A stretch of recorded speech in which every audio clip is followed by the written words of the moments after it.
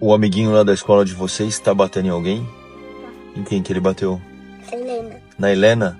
Presta atenção no que o papai vai falar. Se ele colocar a mão em algum de vocês dois, não é pra deixar, tá bom? Vocês treinam jiu-jitsu. Vocês não têm que arrumar briga com nenhum amigo na rua nem na escola. Mas se algum amigo colocar a mão em vocês, vocês estão autorizados a se defender. Tanto em vocês, quanto em algum amiguinho e principalmente numa amiguinha. Homem não coloca a mão em mulher. Se ele colocar a mão em alguma amiguinha de vocês, vocês estão autorizados a defender ela. Vocês entenderam? Se ele colocar a mão na Helena, o que vocês têm que fazer? Defender. O que vocês têm que fazer, Defender. Bento? Defender ela, né? A gente usa o jiu-jitsu pra quê? Se defender. Pra que a gente usa o jiu-jitsu, Miguel? Se defender. A gente não arruma confusão com...